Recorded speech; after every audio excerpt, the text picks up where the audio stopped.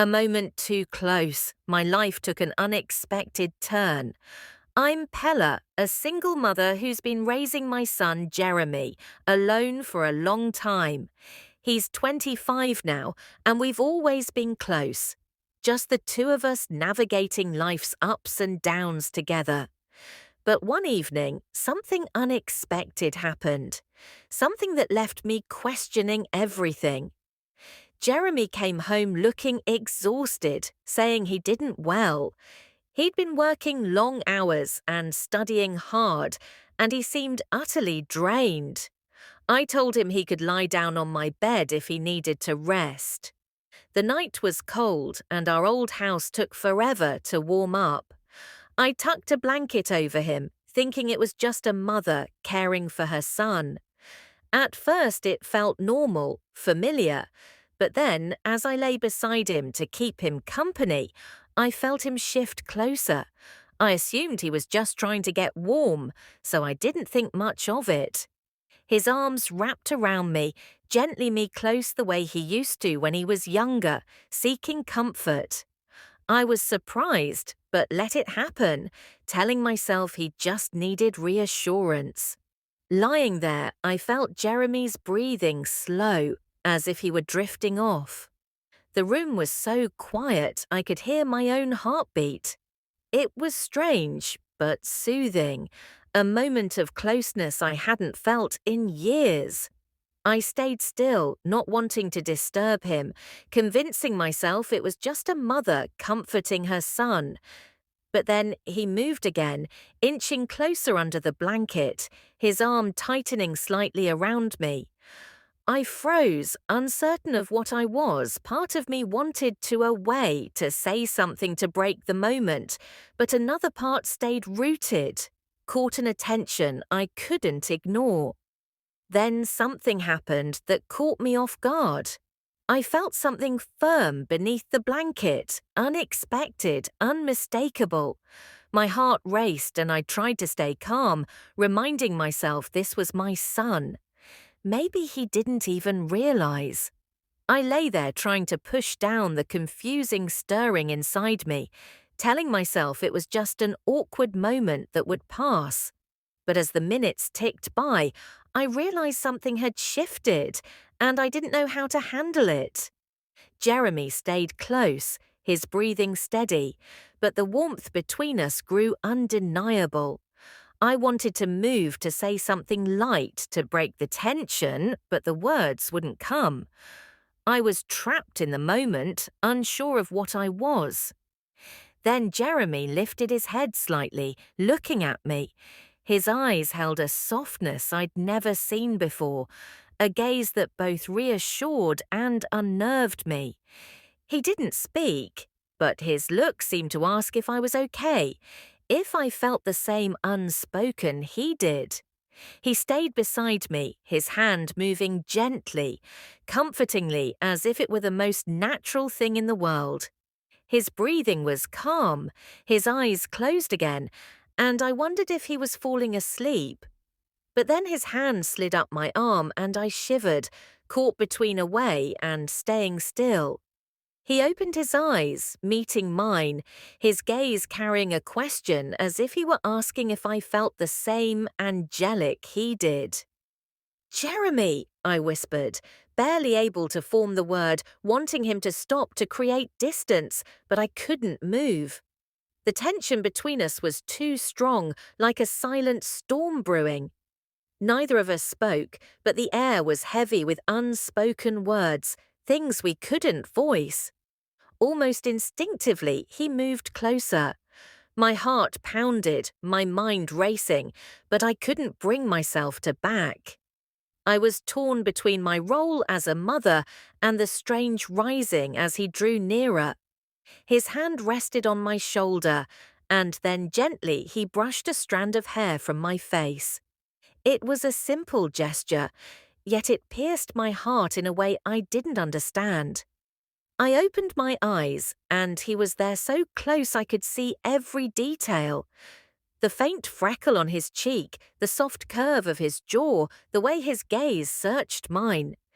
There was a vulnerability in him that mirrored my own, and I could see he was as lost in this moment as I was. We stayed there, suspended in silence, as if time had stopped. My mind was a whirlwind of questions, doubts, things I couldn't grasp. I knew this was my son, the boy I'd raised, yet in that moment, he felt like someone entirely new. Just when I thought we'd remain frozen in that silence, Jeremy backed slightly, breaking the trance. He let out a nervous laugh, rubbing the back of his neck. "Sorry, Mum," he said, his voice laced with uncertainty. "I didn't mean to." "I don't know." He avoided my gaze. A faint flush on his cheeks as if grappling with the same confusion I felt. I wanted to comfort him, to tell him it was okay, but the words caught in my throat. For the first time in a long time, I felt uneasy in front of my own son. I reached out, placing a hand on his shoulder, offering a small smile to ease the tension. "It's okay, Jeremy," I said softly, trying to sound reassuring. It's been so long since it's just been the two of us. Maybe we're both a little lost." He nodded, a flicker of relief in his eyes.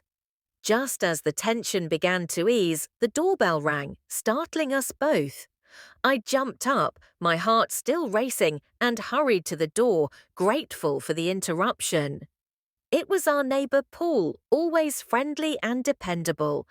He smiled, but his gaze lingered on me a moment longer than usual, and I realised I was still carrying the strange energy from my time with Jeremy. "Hey, Pella," he said warmly. "Just checking if you need anything. I know it's been cold lately, and I can help with the heater if you're having issues." Relief washed over me, and for a moment I let myself relax. "Thanks," I said, smiling. "The house is a bit chilly." "E-heater," we exchanged small talk about the house, but I couldn't stop glancing at Jeremy, who stood silently, observing with an intensity that unsettled me. His unease added another layer of tension to the room. I wavered between wanting to smooth things over with Paul and being hyper-aware of Jeremy's presence, his gaze never leaving us. After a few minutes, Paul turned to me with a smile. "All right, Paula, just call if you need anything else." I thanked him, and as he left, the tension between Jeremy and me became even more palpable. I closed the door and turned to him, seeing his serious expression. "You okay?" I asked, trying to gauge what was on his mind. He shrugged, looking away, his voice low. "Yeah, I'm fine. Just didn't expect Paul to show up, that's all." I wanted to talk to understand what was happening between us, but before I could say more, he brushed past me and headed to his room. Without another word, his door closed softly behind him, leaving me standing there with a mix of relief, confusion, and a lingering sense that something unresolved was simmering. I stared at his closed door, a hollowness settling in that I couldn't quite grasp.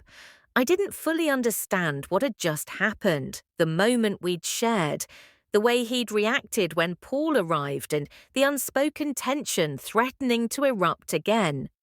I went to my room and sat on the edge of the bed, replaying every moment in my mind. I knew I couldn't ignore this forever, but I didn't know how to face it either. Then came a soft knock at my door. My heart skipped, wondering if it was Jeremy returning. "Come in," I said, trying to keep my voice steady. Jeremy opened the door and stepped inside, his face still unreadable. He sat beside me, eyes fixed on his hands. We sat in silence for a moment, the air heavy with all that remained unsaid. "Mom," he finally said, his voice barely a whisper. "I don't know what's going on." "I'm sorry if I made things weird earlier."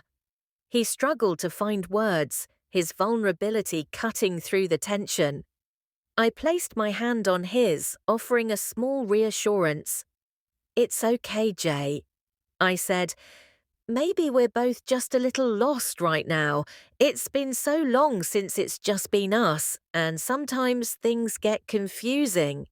He nodded, still looking down, then met my eyes, his gaze filled with emotions I couldn't fully decipher. It's different, though, he said softly, almost as if afraid to admit it. My heart tightened, caught in the same confusion. For a moment, I considered him into telling him everything would be okay, but I wasn't sure if that's what he needed or if it would complicate things further. So I stayed there, letting the silence speak for us. Weren't fully resolved. For the first time in a while, it felt like we didn't need all the answers right away. We could figure things out step by step together, even if it was messy. But just as that thought settled, another knock came at the door, firmer, almost urgent. We both jumped, startled, exchanging a glance. My nerves flared as I stood and opened the door. Paul was there again, looking concerned. "Paula, sorry to bother you," he said. "Just wanted to check if everything's okay. You seemed a bit off earlier." I glanced at Jeremy, who was watching us intently, his face still unreadable. I tried to keep my voice calm. "Thanks, Paul. We're fine. Just having a quiet night." Paul looked at me, then at Jeremy, his expression thoughtful. "All right. Just remember I'm next door if you need anything." After he left, I closed the door and turned to Jeremy, who was still watching with that same intensity. He stood and walked toward me slowly, my heart pounding again. The air between us was heavy with everything unspoken. But just as he reached me, he stopped, his expression shifting, as if wrestling with himself. "Maybe we shouldn't rush things, Mom," he said softly, his voice trembling. "Maybe we need time." My heart ached with the same conflicting, but I nodded.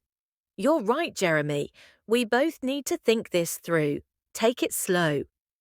He nodded back, and we stood there close but cautious, as if teetering on the edge of something we couldn't control. It was an ending, but also a beginning, something we couldn't fully define. As he returned to his room, I was left wondering what the future held for us. Drop a like if this story resonated with, though,